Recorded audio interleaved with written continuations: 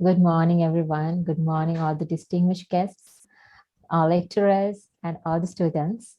So, first of all, thank you very much for inviting me for this as a keynote speaker at DIT Career Launchpad. It's a great honor to be here today. And so, Sri Javardhanapura University, it's a university that we always work together with. We have done a lot of initiatives together with the University of Sri Javardhanapura. We have so many enthusiastic lecturers and students in this university. And when we talk about the university itself, it's a very well diversified ecosystem that you have there. So you're blessed to be in this university, I would say. So I'm starting my note with that. And just like Prasanna introduced me, so I'm Nevindaree Premarathne, currently working as a senior manager at ICTA Agency of Sri Lanka in the Startup Ecosystem Development SBU under the digital economy pillar. So the reason why I highlight that once again is because this job role, the senior manager startup ecosystem development. So this role was not there in Sri Lanka 5 years back. So everything is evolving. The startup ecosystem is developing and evolving every day with this technology. And the jobs that you were thinking of when you get into the school, maybe those are no longer there. And there are so many new opportunities and new job roles in the market. And my job role is also something like that. And that's the main reason I actually no longer working as a developer at this day. But using that knowledge, I'm supporting our startups that are out there using my knowledge as a senior manager in startup ecosystem development.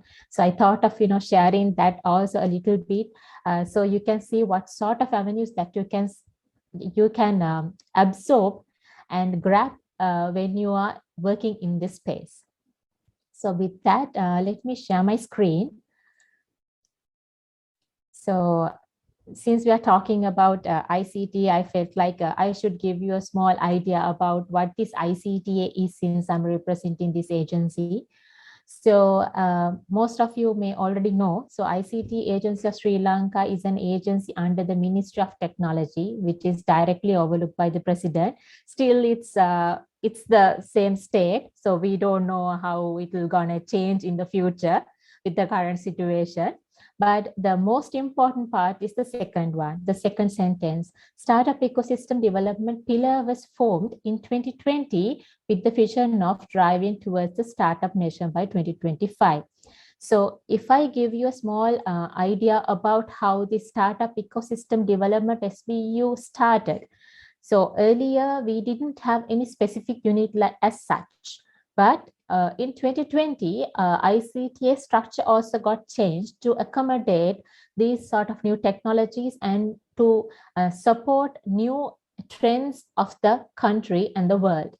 So with that, we've actually come across three main pillars. So one is digital economy, and the other one is digital government, and the third one is digital services. So I'm not going to explain about all the pillars, but I'll tell you what this digital economy does. So under this digital economy, we have 5 main business units.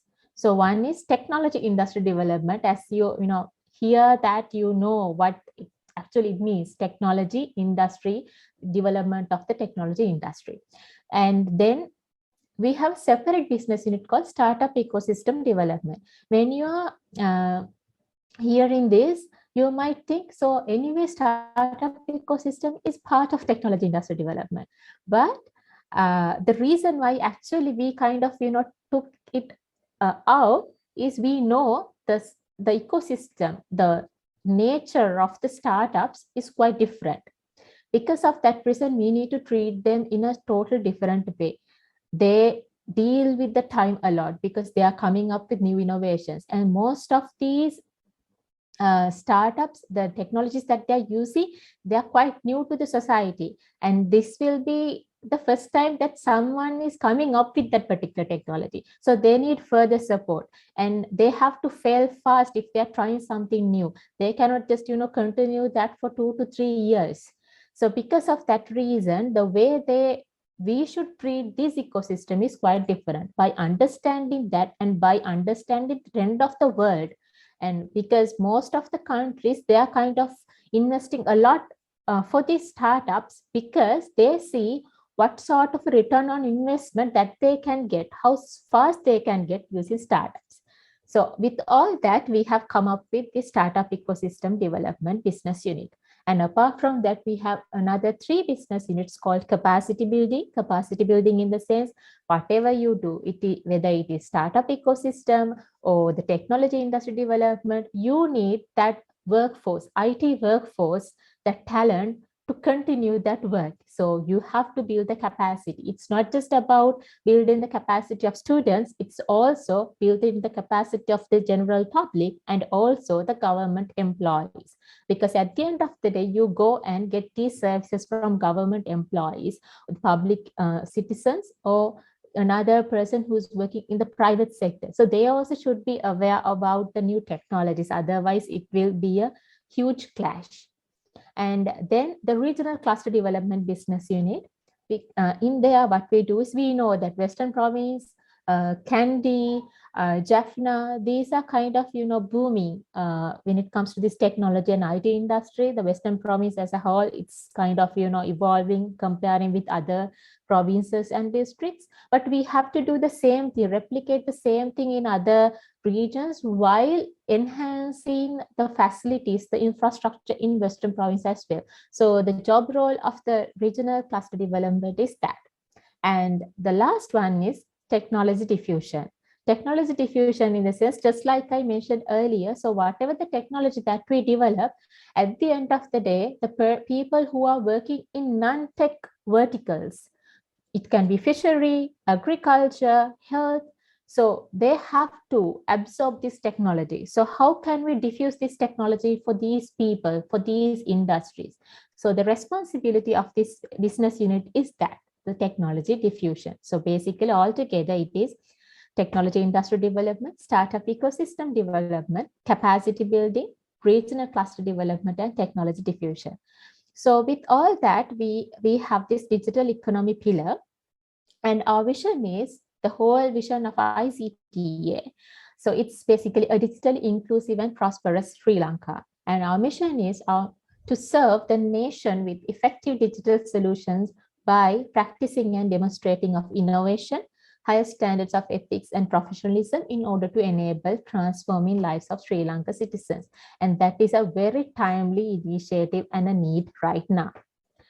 So I hope that you have a kind of understanding what we do at ICTA.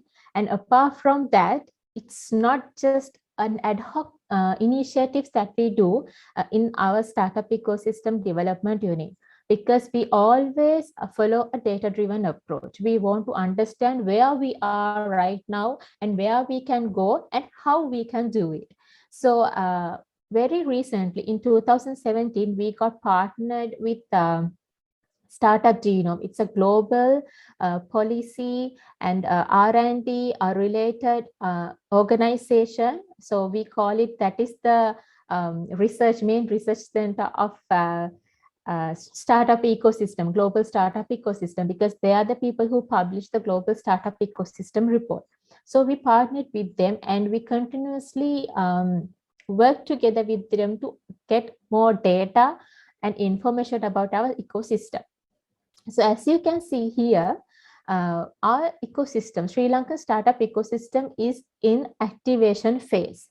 So since we have less than 1,000 startups in our country, and based on the global connectedness and the talent pool that we have, based on multiple performances and indications, still we are in the activation stage. So this is why you can see the Sri Lanka in the activation end, and then we have to go to this globalization stage, and for that, at least we have to have 1,000 active startups. It's not just about the number, and we really need to think about the quality of these startups as well, because at the end of the day, the purpose of having startups is actually bringing money to the country and improve the livelihood of people.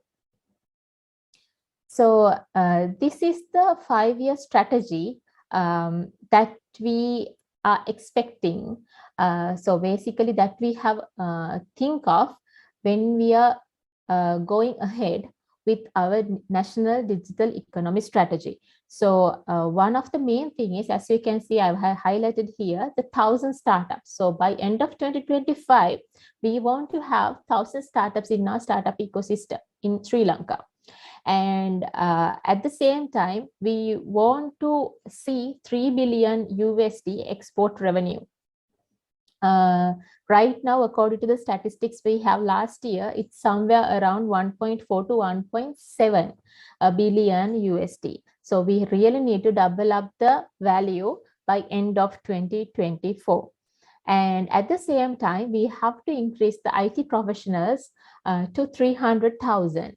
And according to the IT workforce survey that we have done in 2018, so basically the beginning of 2019, it was somewhere around 124,000. So you can see what sort of a supply that we have and the demand that we need to create. So there's a huge gap. So to fulfill this demand, you have a lot of things to do. And since you are coming from this IT faculty, I hope that you also see what sort of opportunities that you can get out of it, since there's a huge demand. So with that, so as I already mentioned, so we really need to achieve these 1,000 startups by end of 2024. But if I tell you some numbers, so in 2017, according to the records that we have, there were around 150 to 300 startups in our startup ecosystem. But right now in 2022, now we have around 700 startups. So in 2020, it was somewhere around 400. So you can see it's quite improving. The numbers are quite improving. But we really want to get into these 1,000 startups while increasing the quality of these startups as well. When we are increasing the quality, then only we can get the necessary output of it. It's not just about the number. So some might think that why do you need to have this, just 1,000 startups? It's just a number. What is the what is the benefit that you can get out of it at the end of the day? It's not just about the number. So when you are creating that ecosystem around you, when you have 1,000 startups around you, the support system around it also grows. And the ecosystem enablers, they also get into this space and support these people. And those businesses also booming. So that network, that whole ecosystem grows around it. So that's why this number is important. And just like I mentioned, the startup quality. So that's why we need more incubators, accelerators, we need more mentors, resource people, even university get into this ecosystem and running these entrepreneurship related programs to educate young university students in the path of entrepreneurship, to inculcate the mindset of entrepreneurship. So this is why we need to increase the startup quality. And then increase early stage funding. This is something that we knew for some time, because even though we have certain grant programs and funding mechanisms, that is not enough. That's why most of our young generation and even the people who get into this entrepreneurship journey, they don't stay long, because the risk that they have to take is quite high, since they don't have any funding channels, funding streams to continue their businesses sometimes. So they have to bootstrap in the sense they have to put their own money into the business. So it's quite risky when they see that, okay, my friend is doing a job in under another employer and he is earning 400,000 to 500,000, and I'm just putting my 1,500 to 3,000 rupees into my business, and what I'm earning. So that when you hit that mindset, it's kind of difficult for you to shift from there. So so these are some of the things that we're trying to improve. This is where we focus on, because we understand that these are quite important for our entrepreneurs to get into the next level. So why I'm keep talking about this thing is, so just like I mentioned, so we are talking about this data-driven approach, and so increase the startup output. To increase the startup output, according to the research, the deep dive assessment that we have done with Startup Genome also, they've identified Sri Lanka's number one growth opportunities around increasing homegrown entrepreneurship. What we meant by homegrown entrepreneurship is, so basically in some countries like Dubai and the countries who lack of young generation. So for an example, Japan. So they have very the numbers, the population. If you take the population in Japan, so the elderly numbers are quite high than the young generation. So they are kind of inviting other entrepreneurs to their country, just like Dubai. So since they know that talent is quite lacking, they are inviting others to come there and get established. Even the Singapore, we see the same thing. But in Sri Lanka, it's quite important to support homegrown entrepreneurs, because they see the required talent is here already. So we can do so much more. And at the same time, what they see is, with over many universities in the ecosystem, Startup Genome strongly believes that Sri Lanka has the potential to grow startups output by 5x by inculcating this culture in universities. Because they have come up with an example in Waterloo, Canada, how their university ecosystem supported entrepreneurship, and based on that, how they have evolved and how they reach certain numbers in startup ecosystem. So with that, they nicely compare and show us, by supporting our universities to inculcate entrepreneurship, how we can grow startup output by 5x. It's a massive growth that they are telling us, they are indicating.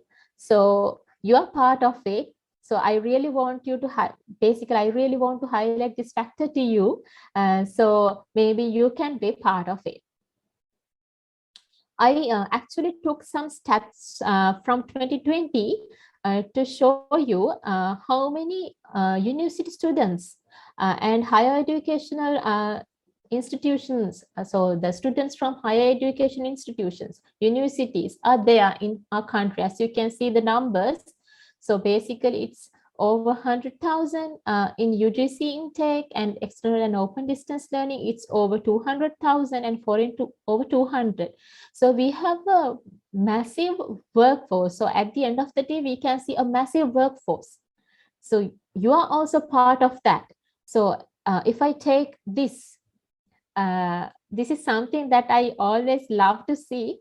As you can see, I know that, so we always talk that the female representation is quite low, but even if you can see the technology pillar here, so these female numbers are also quite increasing. It's a great thing to see. And at the same time, you can see in other verticals, apart from engineering and technology, so basically females are leading. But at the same time, when you go to the workforce, we don't see few female representation, and especially when it comes to the leadership, we see few female leadership. So this is where we really need to address that problem. It's not about the war between female and male. Basically, it's about the workforce, because the more diversified the workforce get, you can get great results out of it. So we see the technology gap here is kind of, reducing, and we have a lot more to do when it comes to engineering and agriculture. I just wanted to show you this because you also can get a good understanding about what sort of a space that you are in and what sort of opportunities that you can get out of it, since you know the structure, the ecosystem around you. And as you can see, undergraduate enrollment by university. So this is something that you should be proud of. So University of Sri Jayawardhanapura, so you have the biggest number here, which means you have the biggest diversified ecosystem in your university.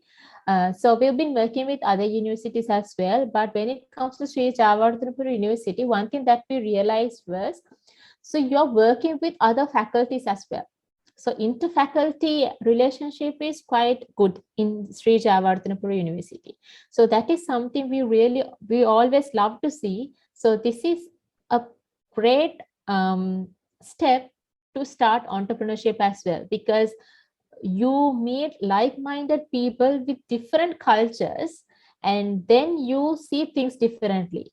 So it's a great space if you really want to start your journey as an entrepreneur, because that support system is already there. And these lecturers are supporting you a lot, because we've been working with them so long and we know how passionate they are. So it's wonderful if you can start your journey, and we are here to support you.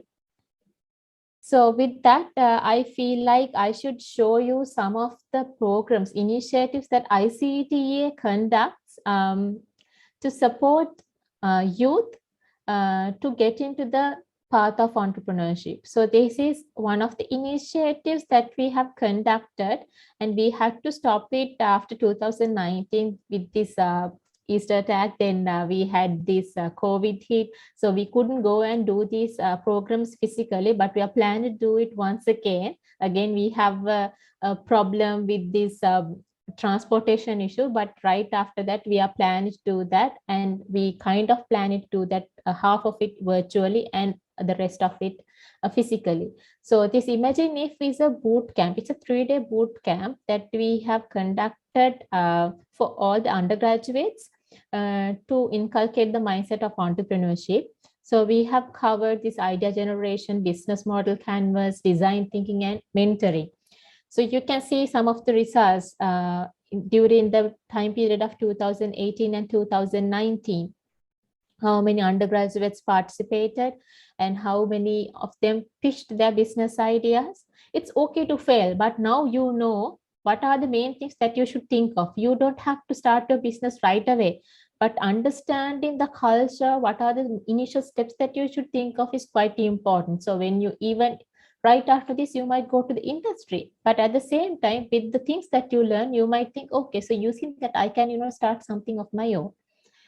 So this Imagine If bootcamp, on first day, we are actually educate all the university students by talking about what are the main areas that they should think of, just like I mentioned in this slide. And we actually bring a role model and entrepreneur to that particular program. So he's sharing his journey of entrepreneurship there. And we ask them to come up with new business ideas and try to refine that, and we support them how they should refine that business idea, and we give them some time to think about it on the second day. So these are not 3 consecutive days that I'm talking about, and we give them some space. And again, after 2 weeks of time, we meet them, we mentor them, we bring resource people to check their business plan, we support them to refine it, come up with a proper business model and everything.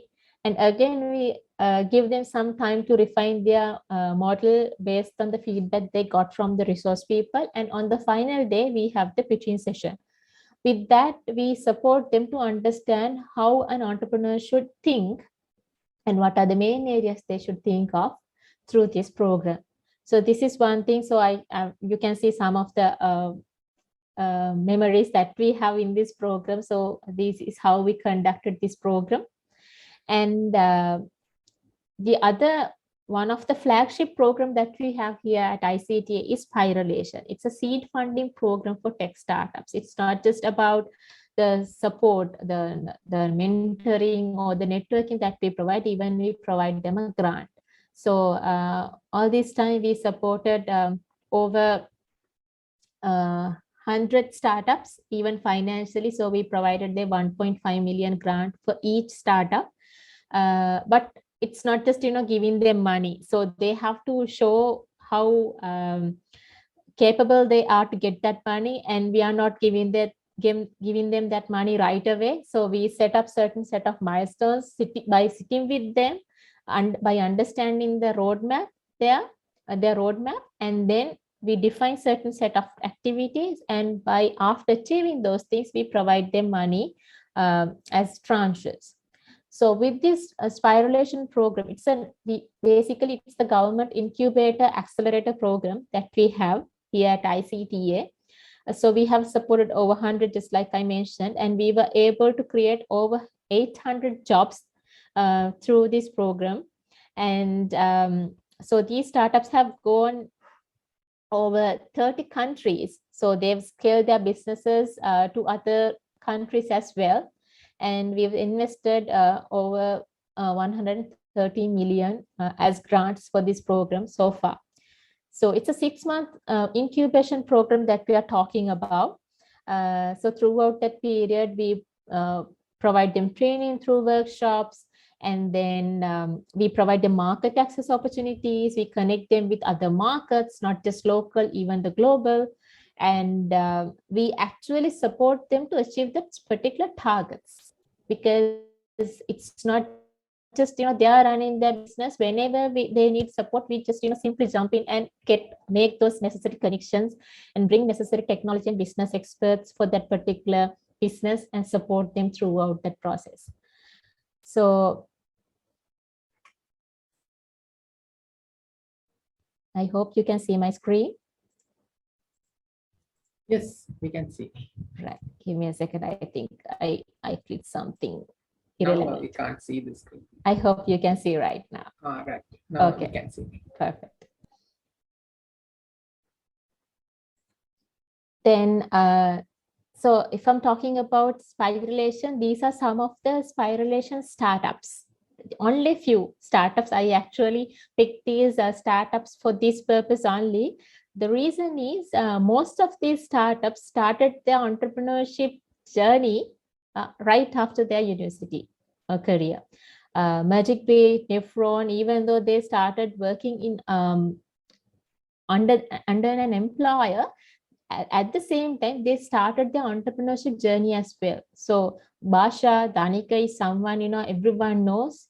And Magic Beat Nigara, he is from Morato University. From Shamila Somasundaram Univisa, he is from another private university. So these people, they were so enthusiastic, so passionate about starting something of their own.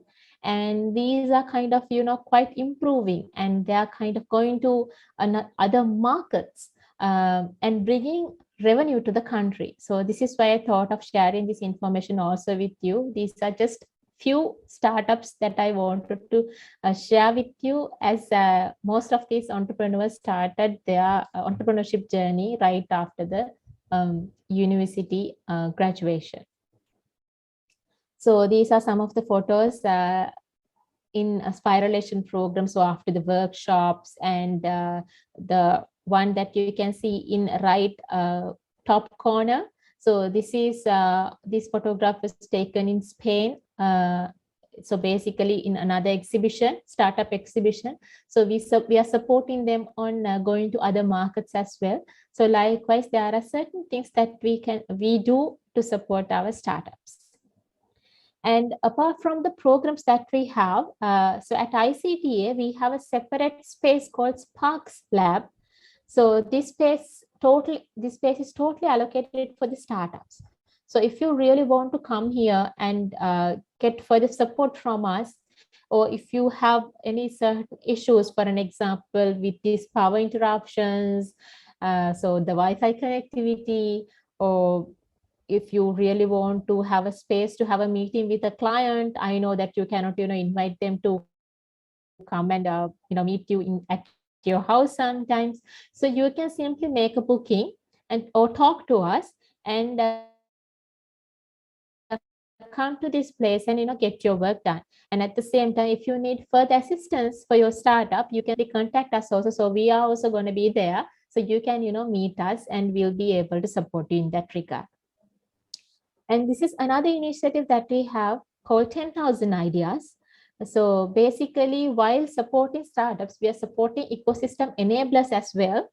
Through this program, we are onboarding another set of ecosystem partners to run hackathon sort of programs.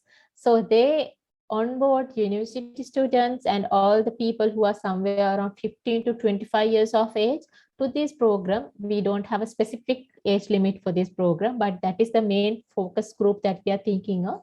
So they are bringing all these companies to these teams and startups to this program, and then they support, mentor, and train them throughout this process.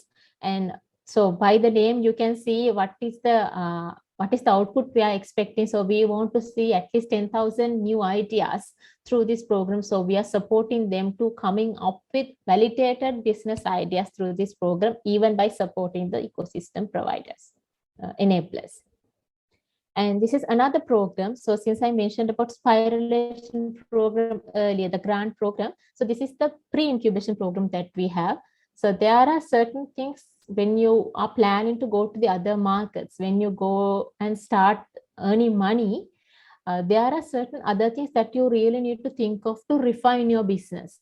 So we have another program called STEP, and we very recently finished our second round in 4th May, and we will be continuing this throughout. And so you can, get on board with this program as well and refine your business idea and start your business right after this. So because we are supporting them, at the end of the day, the ultimate purpose of STEP program is to get you to the market. So likewise, there are multiple programs that we run. And as you can see, there are so many market access opportunities that we can provide. It's not just about ICTA. These organizations are working together with other ecosystem enablers also in country. These are some of the few names that I have mentioned in this slide. So if you take Hatch, Lankan Angel Network, so those sort of entities are also working with these international partners. So you have a lot of market access opportunities out there when you get into this space. So I thought of sharing this slide also with you. As you can see, so we took this map from ITC report in 2018. So you can see University of Sri Jayewardenepura is also here. And this node should get much more bigger right now, because University of Sri Jayewardenepura is working with a lot of entities that are out there right now. This was in 2018, and we are very much connected with University of Jayewardenepura as well. So this is a very well connected ecosystem, I would say, the entrepreneurship support ecosystem here in Sri Lanka. Since the country is so small, if you really want to get in touch with another person, he's just one call away. If you don't have the contact, you can simply talk to another person who knows that person and contact that person. So that advantage is always there, and it's very well connected, just like you see. So because of this reason, so you can also always get further support when you are getting into this space. It's very supportive. They are, because I'll give you an example. In the Spiration program, we conduct normally 8 to 10 workshops every year, and these resource people who are conducting these workshops, so far they haven't taken a single penny to conduct these workshops, because they are doing it voluntarily, since they see the impact that we can create out of it. So very supportive ecosystem, I would say. So if you are getting into this space, you will learn so much more. You will get that support continuously. And so finally, I actually thinking of sharing this slide to show you how this startup ecosystem has grown over the past decade. So in 2010, only this ICTA Spiralation Tech Incubator was there. So Venture Engine, YAL Geek Challenge was there at that time. But with that, from 2010 to 2021, how many things have happened? So right now we have a online platform, national online platform called Startup SL. So you can register your startup there in Startup SL platform, and at the same time you can get so many benefits out of it, even AWS cloud credits for free. And we are planning to give Microsoft credits up to $150,000 So that is also happening right now. So they can get so much of benefits. Even if you're a new startup, if you are planning to bid for a government project, for government procurements, even though you are having lack of experience in that space, we are giving that opportunity through Startup as a platform. If that procurement is less than 2 million rupees, you can bid for that particular procurement or for that project, because that procurement is exclusive for startups here in Sri Lanka. So there are certain changes that we have done to support our startup ecosystem. And we have identified some of the main barriers that these startups are going through. So in 2020, we have done a report, a startup impediment report together with PwC, and we are working together with TRCSL, ROC to remove those barriers. It's a very difficult task, I would say, to change the culture and the structure and the processes of these organizations, but we were able to succeed in some of the organization, and this mission is still going on, and so we'll able to see more success stories in the future. So likewise, there are so many things are happening right now in our startup ecosystem, so many opportunities. So if you get into this space, I can guarantee that you will get so much benefits. Just like you being an employee in an organization, being an employer is a very privileged thing. So you will be able to experience that, and you will be happy about it at the end of the day, because you can create much more impact by being an entrepreneur, by giving others jobs and bringing money to the country, export revenue to the country, and make this country a better place. So with that note, I'm going to conclude my session. And if you really want to get in touch with us, you can always talk to me, write to me via my email. It's nevindaree@icta.lk, or I'm available in LinkedIn. So you can contact me, get in touch with me. And so you always have access to your lecturers. So we are working together with them. They are being so supportive to you, I know. So you can always get in touch with them and seek further support from them as well. So with that note, so if you have any questions, you can simply ask, and I'm going to conclude this session. And thank you very much once again for giving me this opportunity. Over to you, Prasina. Thank you very much, Ms. Nevindaree, for your informative session. Hope you all got plenty of knowledge from this valuable session. If you have any questions, now the time to ask these questions from her.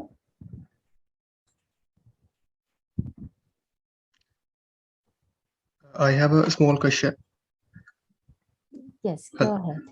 Okay, Madam, when we talk about the startups and we are having some trouble with the knowledge gap in some areas of business, and let's say we are having some knowledge about coding part and UI UX design, but when it's come to the networking side, that is not in our great sound. So how can we fulfill this knowledge gap from the perspective of startup? Or does ICTA help over this? Definitely, Ranta. Thank you for asking this question. So we will be able to support you in that case. So one thing that you can simply do is right now. So this is a very ad hoc request. So we are not getting this request from a group of startups. So because of that reason, what you can simply do is you can, just contact me right after this session. So you need some support on UI, UX, and the technology aspect of it, right?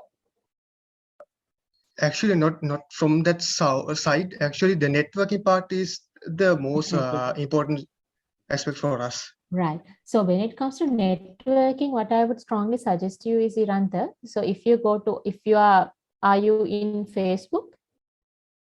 Actually, no, madam. Okay. LinkedIn? Yes.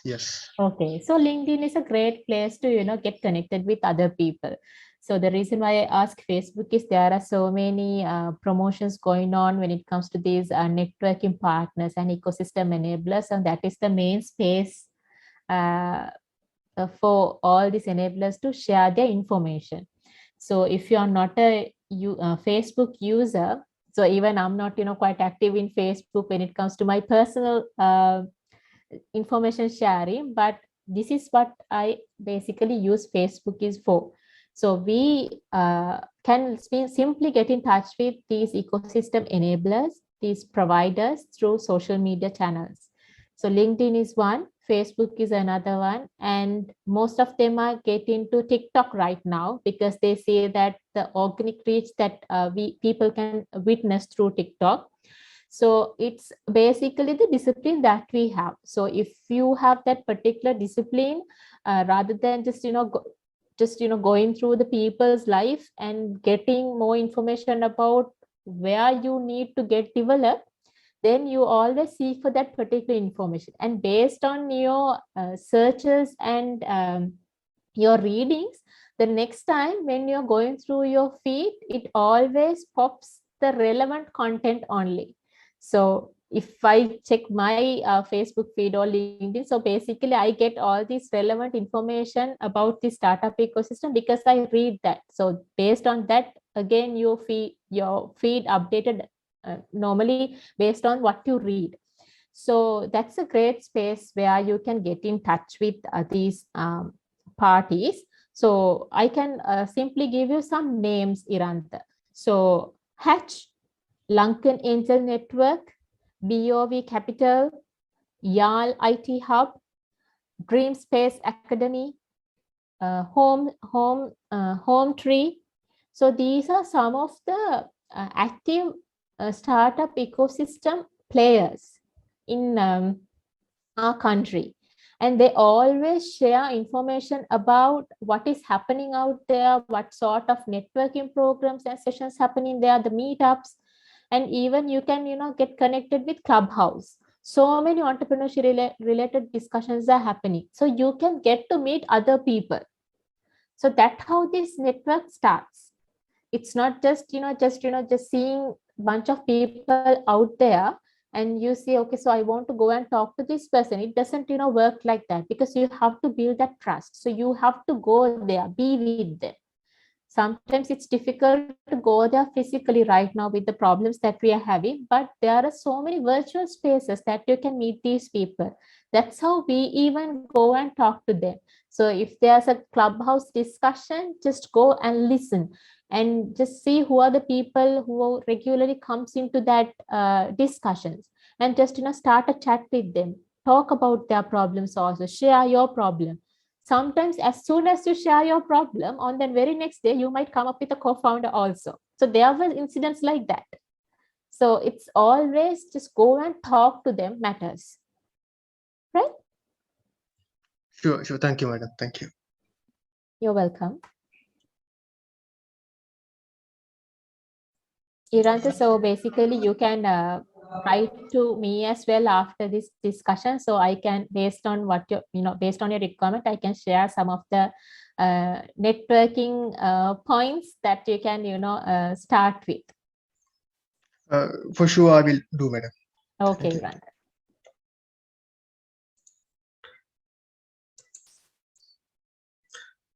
Ms. Nevindaree, I just want to ask a question, maybe regarding your presentation. You mentioned that ICTA provides grants under SPY relation. So there are grants, like they are not, they just once and for all you give them, and there is no other strings attached. Is that correct? Yes, it's a grant. It's a 1.5 million rupees that we are giving for each and every startup. So basically, we are not keeping any equity. It's simply a grant. So just like the word means, it's a grant, but we are not just giving that right away. So we actually educate them on what are the main things that they should think of when they are running their business.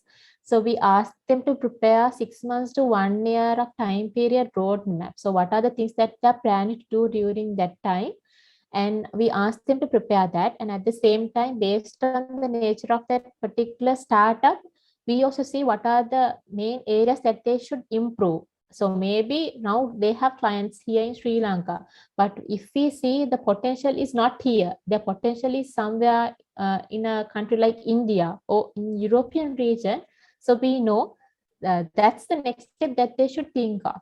So we sit with them together we come up with set of deliverables. So they need to go to these, for an example, let's say UK market within next 3 months of time period.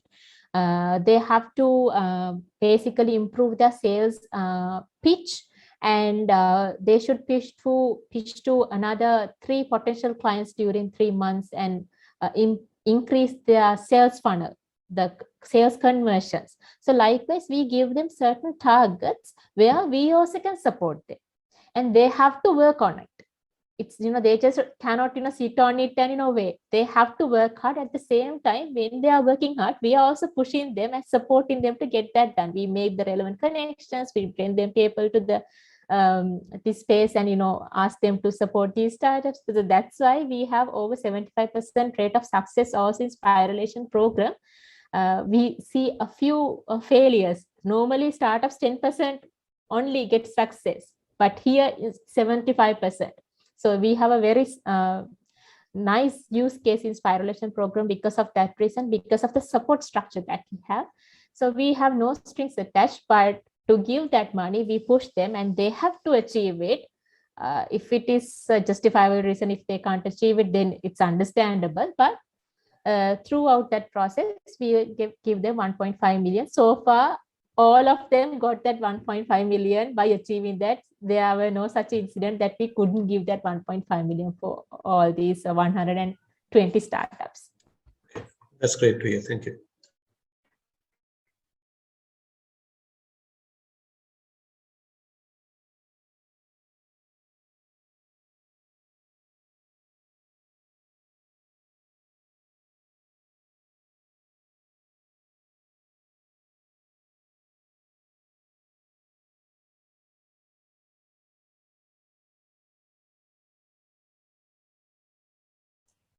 If you have any more questions, you can ask now.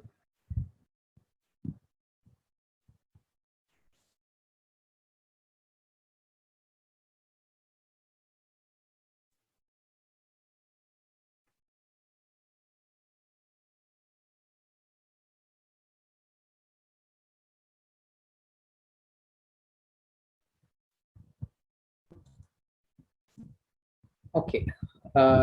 Seems like no questions so far. So now it's time to take our group photo. Please make sure that you have turned on your camera.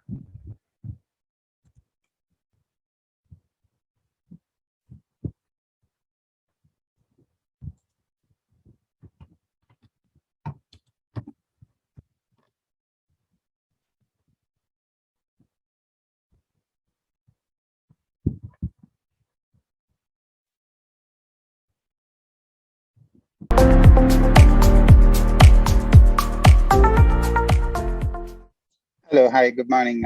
Thanks, Prasanna. And I think I would firstly like to thank Lasit sir for inviting me today. And I think it's not the first time, so we did this a couple of times in the past.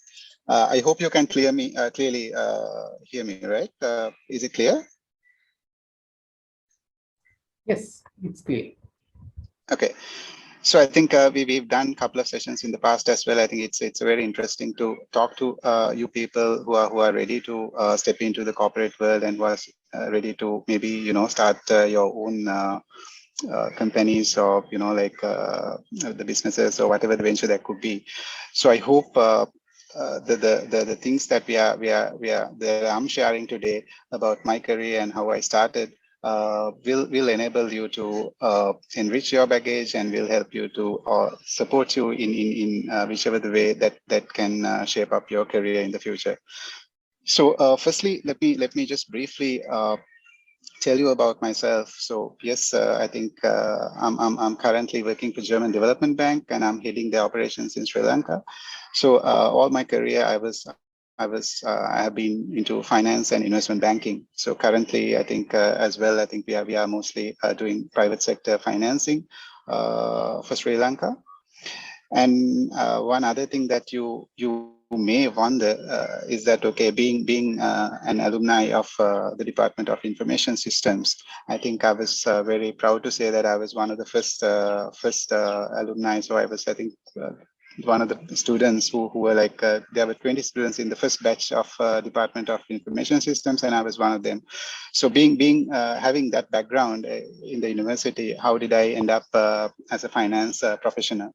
So I think that's the exact reason why Lassie sir wanted me here today to talk to you and just to tell you about what are the avenues that you have as you are ready to step into the corporate world. I think so. In addition to my current role, I think I'm also like doing small things when it comes to consultancy, and also like recently started like a small startup with some of my colleagues. So yeah, so I'm also like still learning on entrepreneurship. So I think there are things that maybe I could share with you as well on those aspects.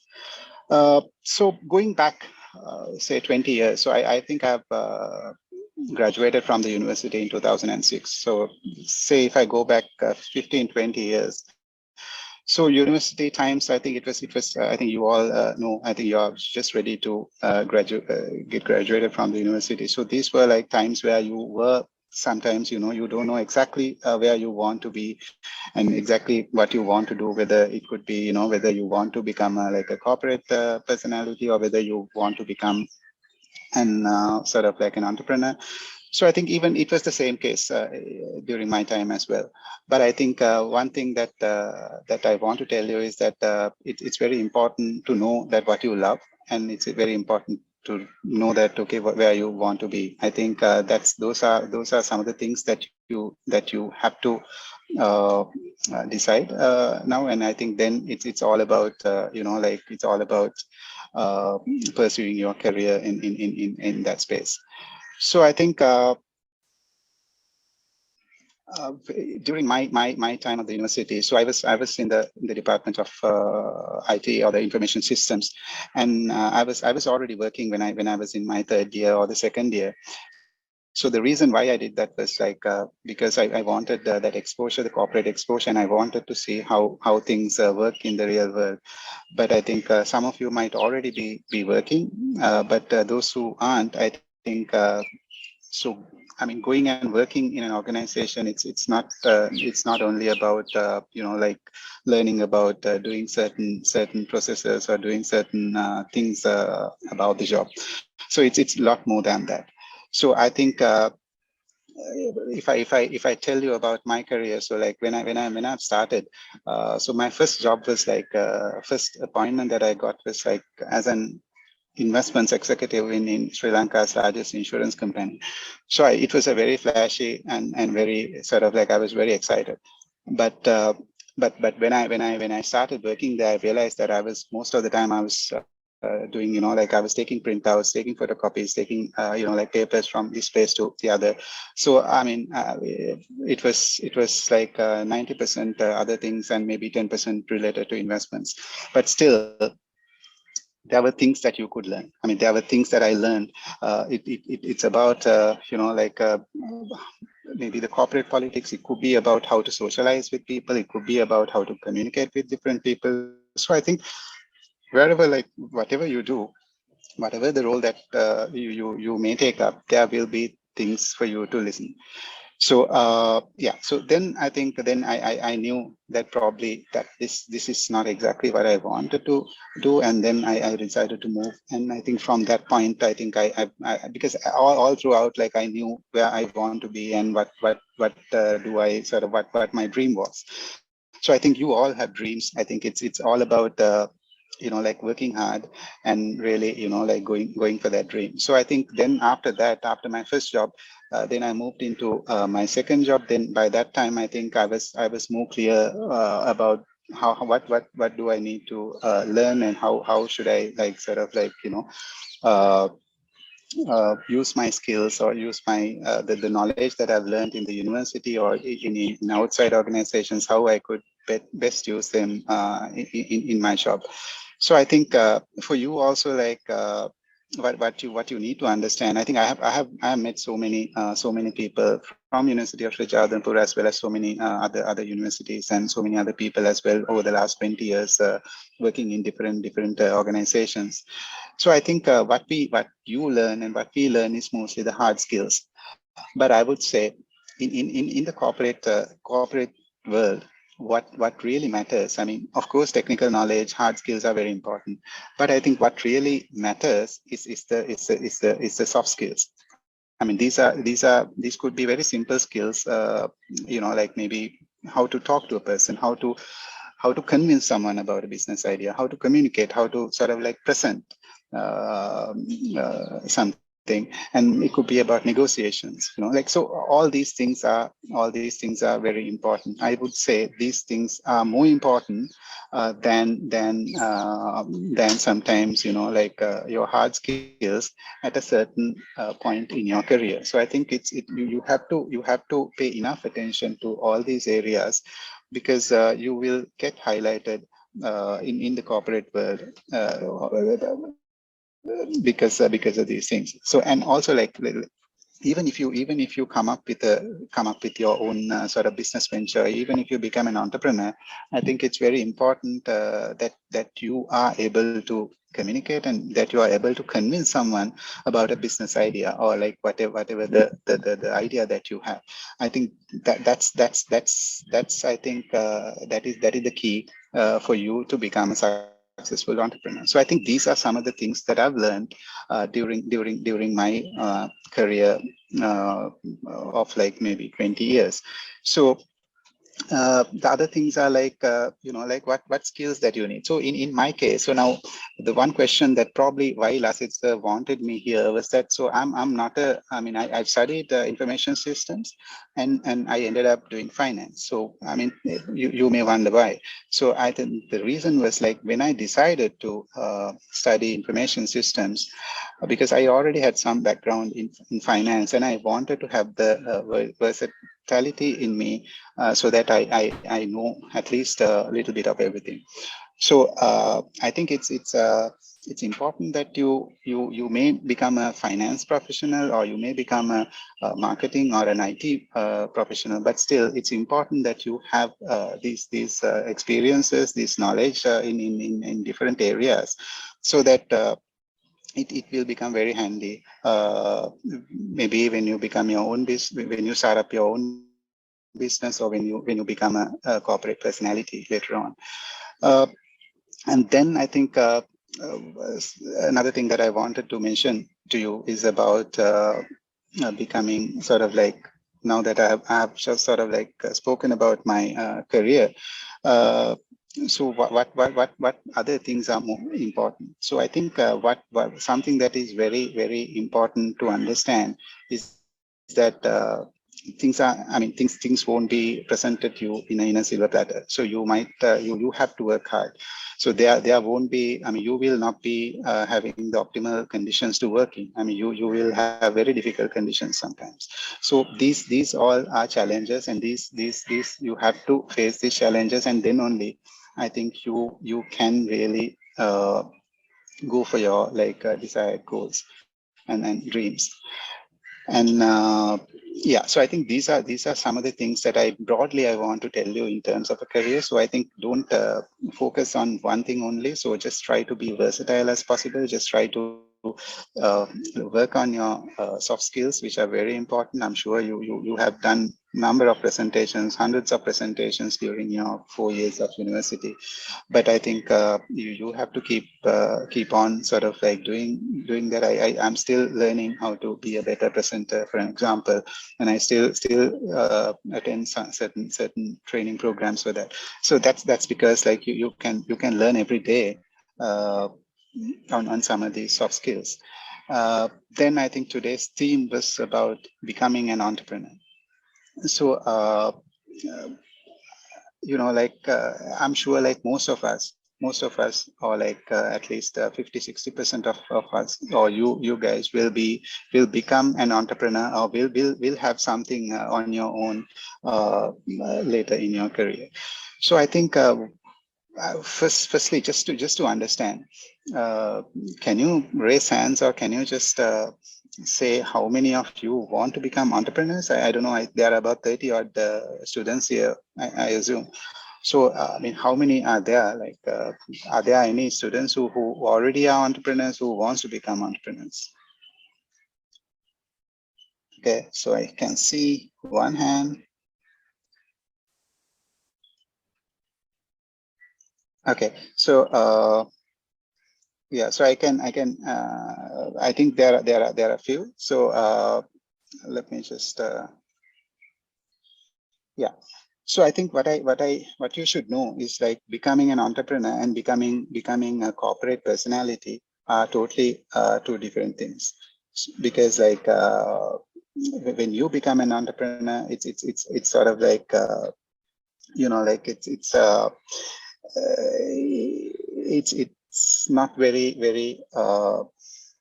like, I mean, if you become a corporate personality, you can plan things well. You know what time you go to work, what time you come back, and like your daily routines are more or less set up, and at the end of the month you will get a salary. But when it comes to I mean, if you become an entrepreneur, it's so much more different. So it's life becomes very ad hoc. Sometimes, like, sometimes you will have sleepless nights, and sometimes you have very stressful times. So I think these are some of the things that you need to understand. And also, when you have an idea, I think it's very important that you like, you see a gap somewhere, and or else this could be something that like, maybe to solve a problem, or it could be something to already, there could be a solution, but you may want to optimize it or make it better. So I think these are some of the ideas that you may have in becoming entrepreneur. So I think what you need to understand firstly is that these are totally two different roles. So becoming an entrepreneur to becoming sort of like a corporate personality. So I think I would say, including myself, so most of us become corporate personalities, maybe because we are a little bit more risk-averse, so we are maybe more traditional. But I think if you know, I mean, most of the successful people in the world are people who have taken higher or like more risk than others. So I think again, whatever I mentioned, all these soft skills, all these like commitments that you have, the hard work, all these things apply whether you become a corporate personality or whether you become an entrepreneur. So like, I think another thing that I want to mention is that if you want to become an entrepreneur, just don't think big. Just start small. Especially as university students, I think you may want to focus on areas where you don't have to really invest a lot of money. So maybe you can just look at some like areas where you don't have to invest a lot. Maybe it's not very asset heavy. It could be related to IT, could be related to something else where you can start with whatever the minimum amount of money that you have. And also, like, you take small steps. I mean, you don't have to think, okay, you can't expect to start up a business today and to maybe, like start making money or start, generating profits in few months' time. If you're lucky, yes. If it's a brilliant idea, yes, possible. But still, there could be so many instances where you fail, but you have to get up and you have to be very tough. I think in your previous presentation, you heard that generally in the world, the success rate could be around 10%. But I just listened to, I just heard that in Sri Lanka, it could be, like it's slightly quite high. But still, you should know that you are taking risk, and you have to have that thick skin to survive in these circumstances. And also, like I told you, it's all about skills, hard and soft. So I think you have to focus on these areas. So then again, so I think that's probably all what I have to say, given that we have limited time. And I think just two lines finally. It's all about the goal or the dream that you have. One thing I truly believe is that dreams do really come true. So if you really work hard, I mean, it has happened to me personally, professionally. There are so many dreams that became true. And the reason being is that you sometimes believe in them, you work hard, and you commit to your dreams. And then I think it becomes a lot easier. You will have failures, you will have multiple failures, but still, if you stick to your values, if you believe in your skills, and if you believe in your dream, one day you will succeed. Yeah, so I wish you all the very best as students who are sort of like stepping into the corporate world or the the business world. So I think as alumni, I think we all are there to help you. So I think all the very best, and I hope the little whatever the knowledge that I've shared will enrich your baggage and will help you in certain ways. Do keep in touch. I think I'm also on LinkedIn, so like if there's anything you want to discuss about, you can always reach out to us through maybe Lasitsa or directly. But I think I would like to sort of like give the opportunity to you to ask any questions if you have about like shaping up your career. How, I mean, you may have totally different dreams or wishes. So if that's the case, how you should sort of like approach that. So I think yeah. So I will leave it to you. If you have any questions, please do throw it at me. So I'm very much happy. I'm there to answer you. If not, I wish you all the very best in your future activities.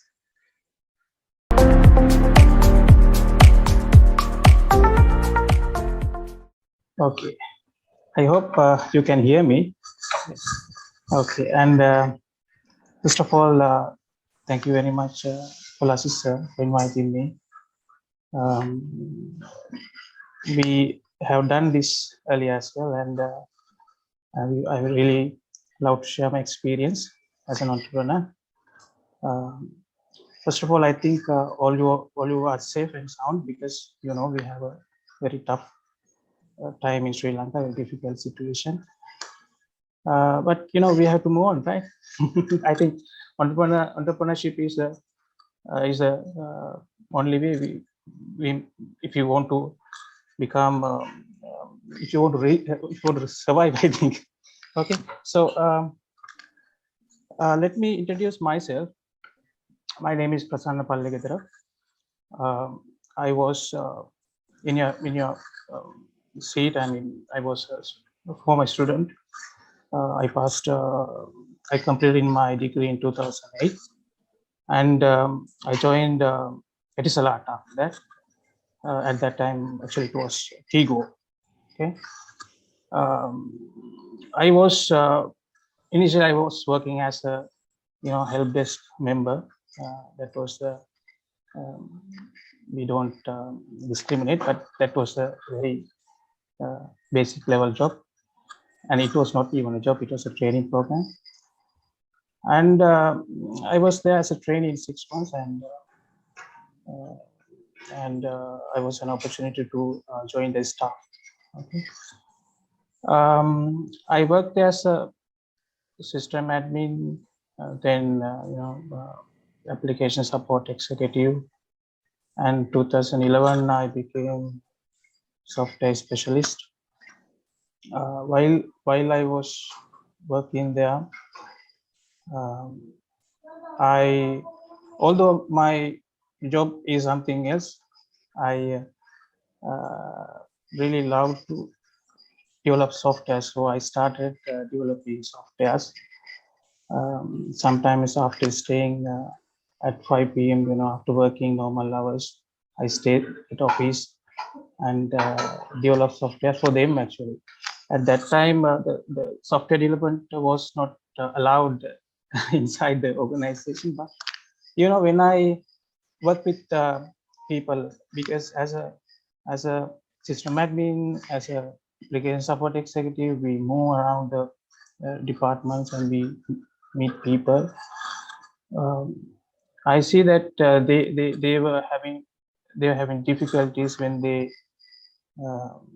do their jobs. So although software development was not part of my job, I wanted to give them solutions, because I love to develop software. So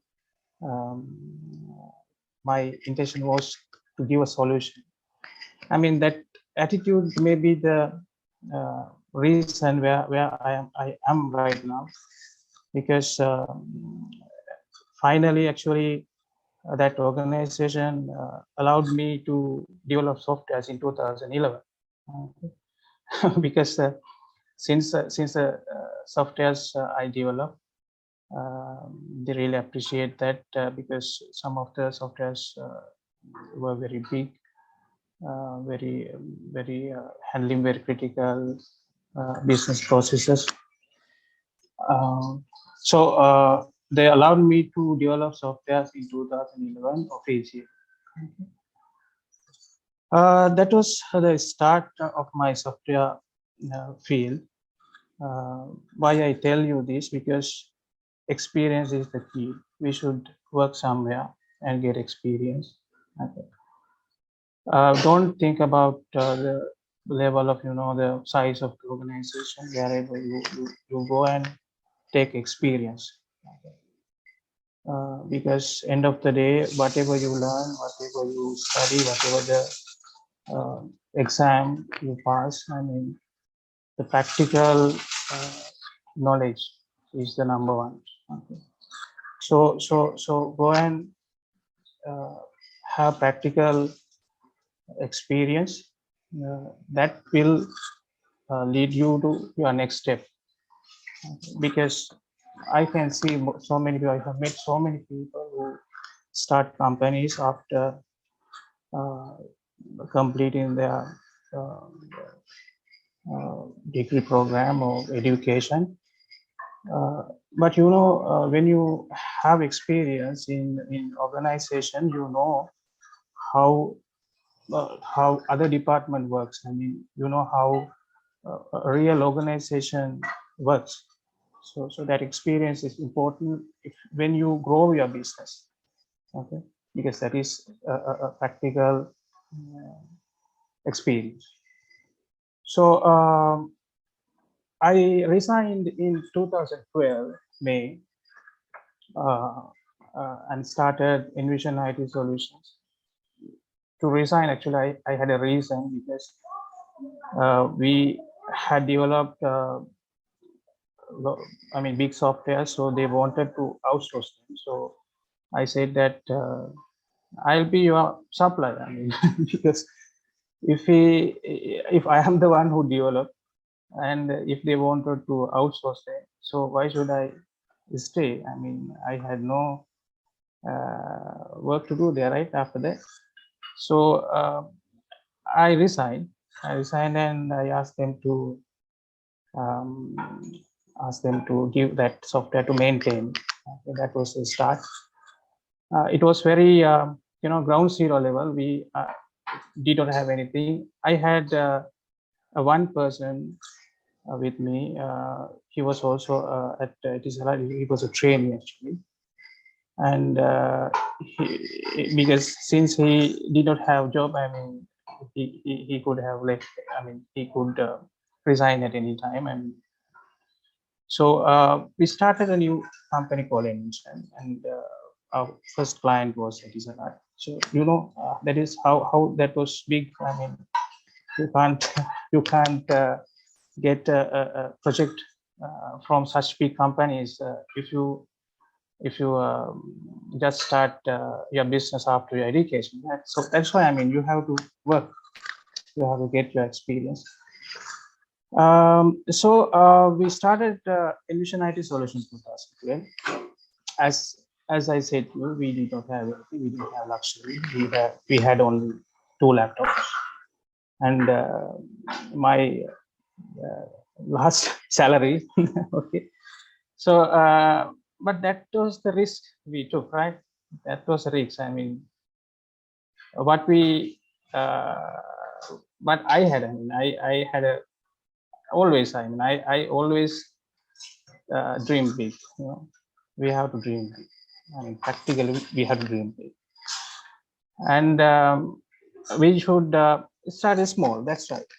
Okay, because we can't wait every small thing completed. I mean, sometimes I see people wait to apply jobs until English language is, when they have a good English knowledge. I mean, that is not required.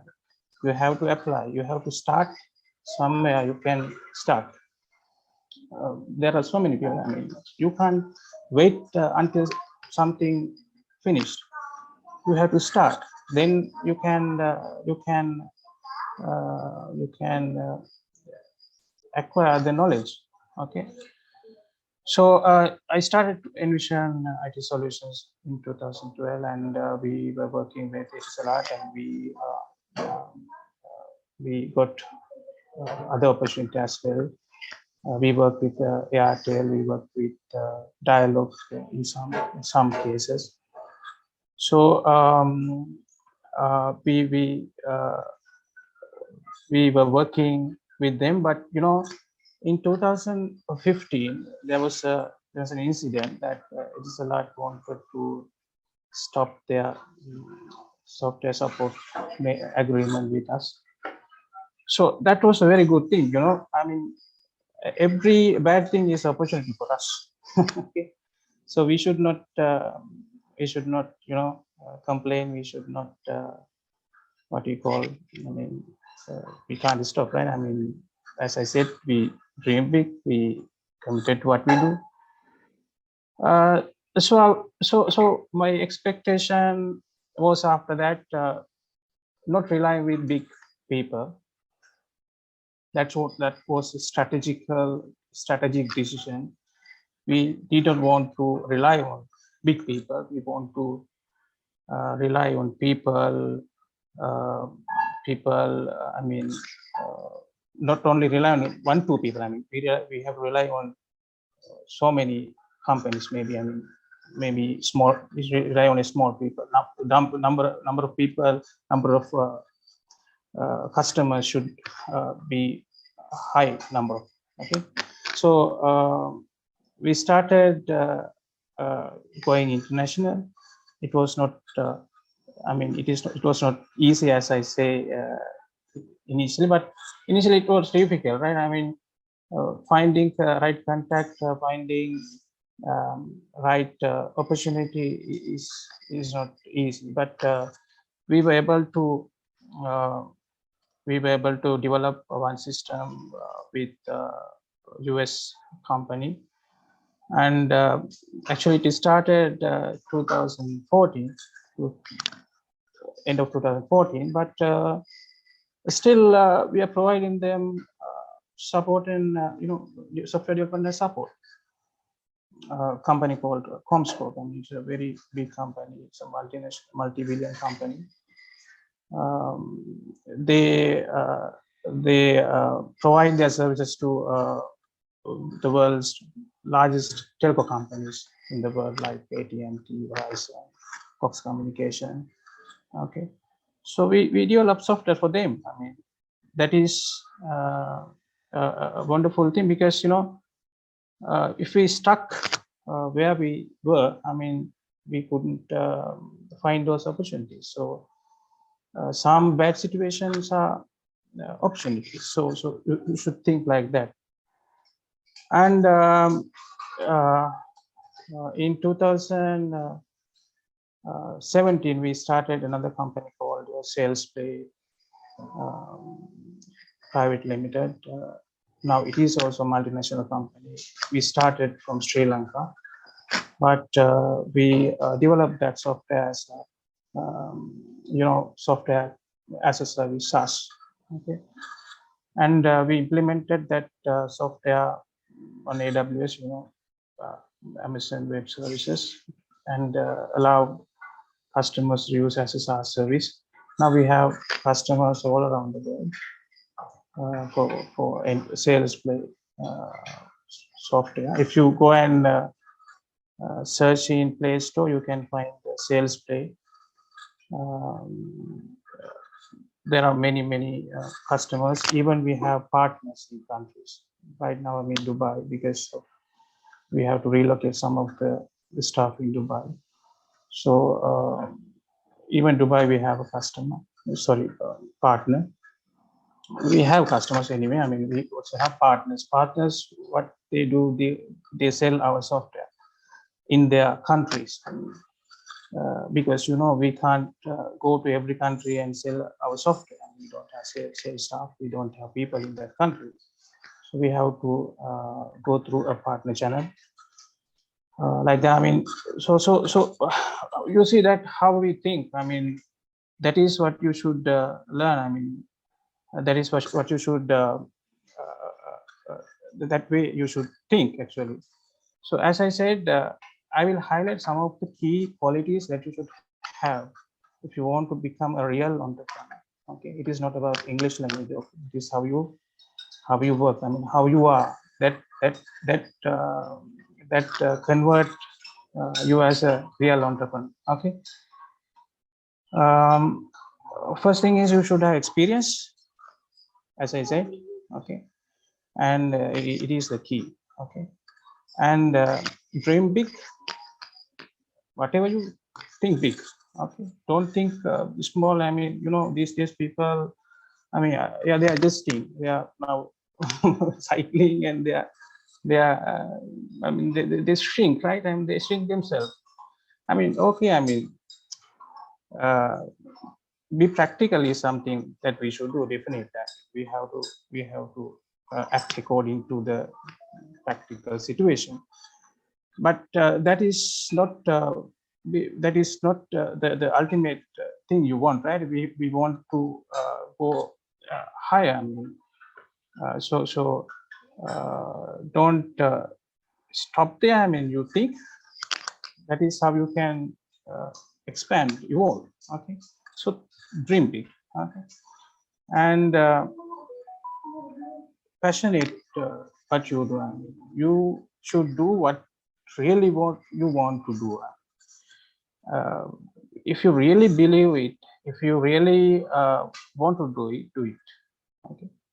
But there are some cases that you can identify at initial stage, this is not going to work. At that time, you stop that. Okay, because I'm wasting time is not something you should do. Okay. As an example, I started studying SLIM in 2008. I mean, studying is also always good, but as I was thinking to become a marketer, okay?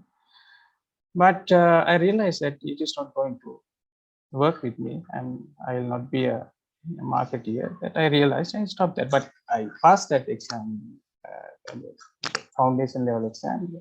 I mean, I did it very well, but you should feel that. I mean, nobody is going to give you something. You have to decide yourself. Okay, so you are the one who decide. You are the one who create your future. You are the one who can bring your future, what you want. Okay. So like that. I mean, if you feel something is not going to work with you, stop. But if you really believe that it is the one you want, commit to that, because 100% it will work. If you have confidence, if you are really committed, if you don't give up, it will work. Okay, so this is practical, and that is why I tell you. Okay. And also, I mean, you should not rely on others always. I have seen people, they're relying on others. No, I mean, we work as a team, but we should not rely on other people all the time. And because end of the day, you should be a responsible person, right? I have met many people, many employees. I don't call them actually employees, but they're like my friends. But some people have some attitudes that that will not work with us, that may not work with us. So we'll tell them, and we sometimes we try to get them into our track. Sometimes they have to leave. I mean, this is how it works. So, but some cases, you are going for a job, but if that job is not suitable for you, you can resign. Okay. As I said always, I mean, you should do what you feel.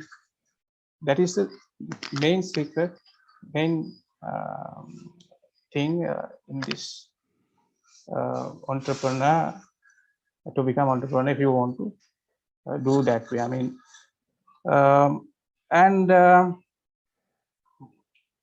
right now, actually, I want to tell you that we have 2 companies. Those, as I said, those started from ground zero.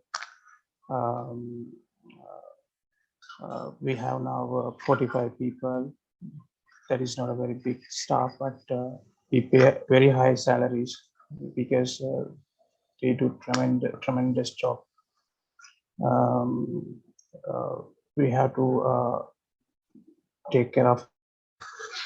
That is, as a leader, I mean, you should think as well, because if we don't feel others' pain, I mean, there is no point to become a leader. You should pain others. You should feel others' pain.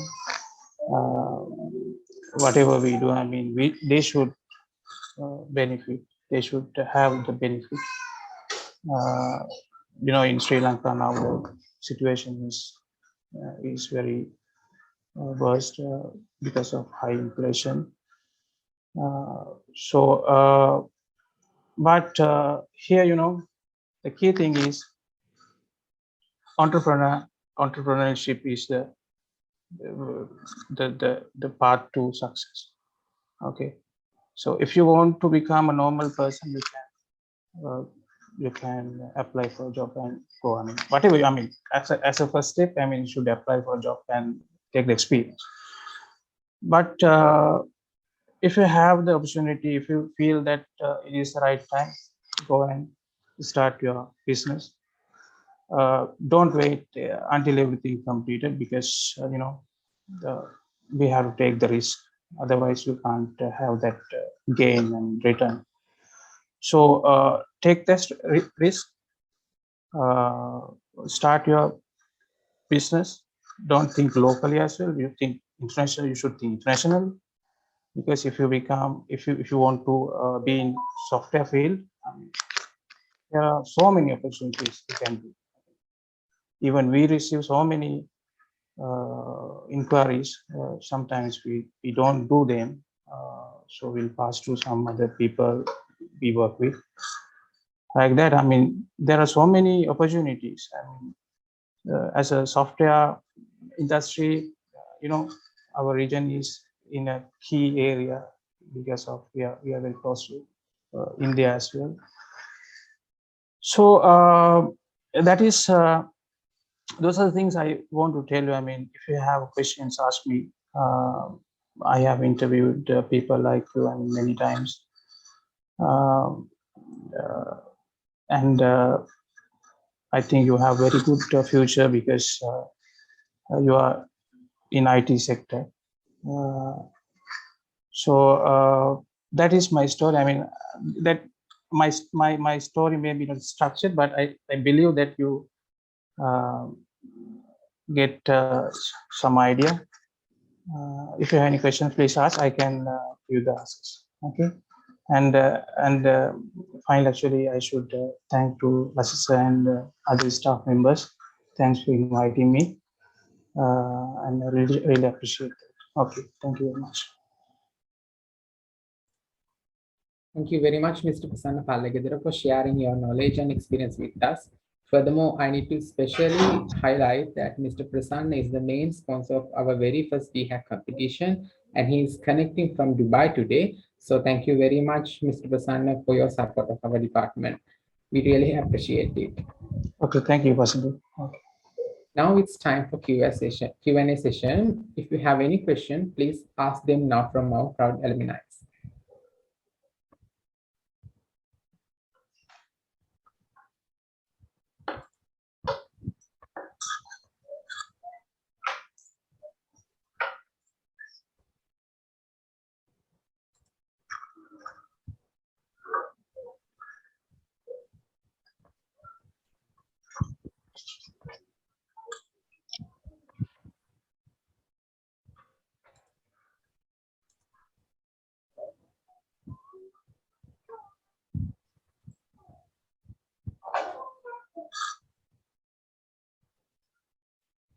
You can even put your questions to chat box as well.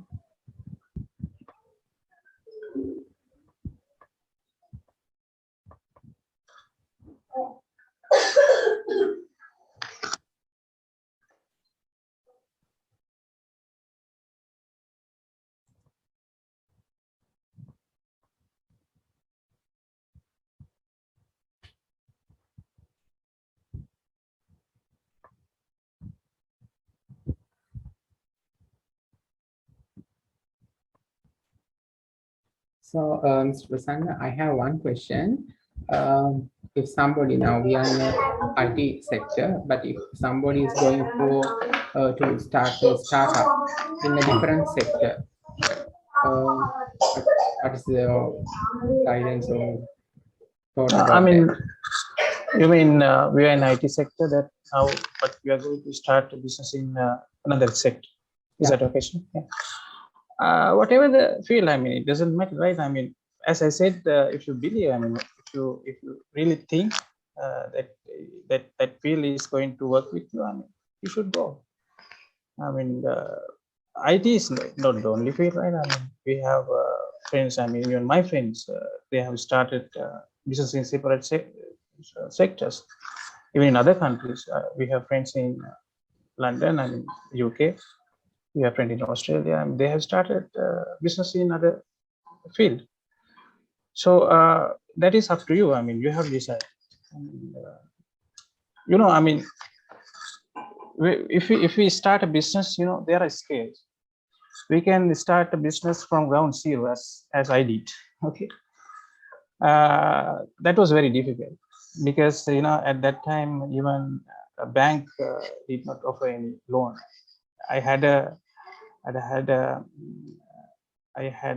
incident. You know, I couldn't pay the salaries in 2012, I mean, end of 2012, because we started company in 2012 May. I couldn't pay salaries on 2012 December because of the delayed payments.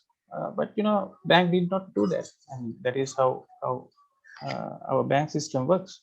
Okay, because they give loan to the people who have properties, I mean, who are rich.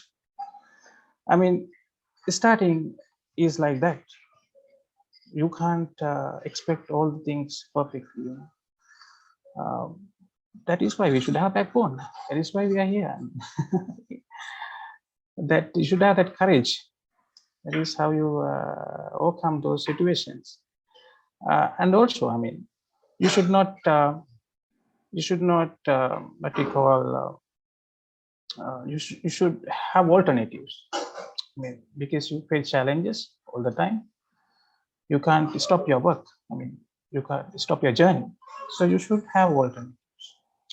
If that does not work, we'll do this way.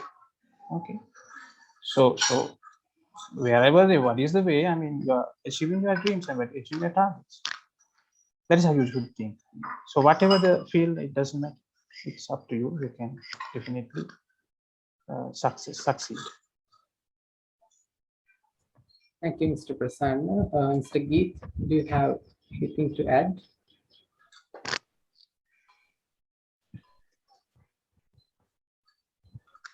Hello, hi. Sorry, so what was the question? My question is like, now we are in IT sector and you guys are also from IT sector. If we are going to start a startup business in a different sector, like apparel or something like that, what's your comment about that? I think as I told you in the beginning, one difference is that okay, you know, like if you look at certain sectors, there could be some of these sectors could be very capital intensive, and it's very asset heavy. So for that you need a lot of investments. Unless you are looking at certain solutions, you know, like created for some of these other sectors. I mean, that too will be tech related.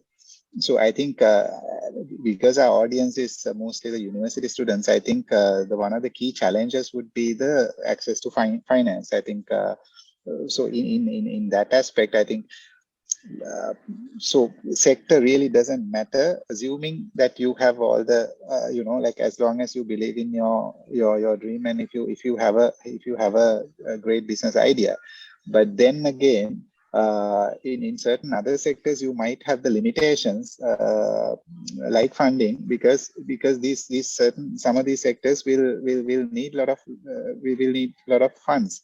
So the problem is like whether you really as a person who's really starting up for the first time, whether you want to risk it with maybe all your capital that you have, or whether you want to first understand how to sort of like become an entrepreneur with maybe very sort of like asset light sort of a business model where you don't have to invest a lot, but still you have a good business idea. And then maybe you pitch it with another party who could be sort of like your business partner who's willing to invest partially in the venture. So I think that's something very important as well. So you yes, sector really doesn't matter if you have a brilliant idea, but at the same time your challenges could be much harder when it comes to especially funding if you look at some of the asset heavy industries.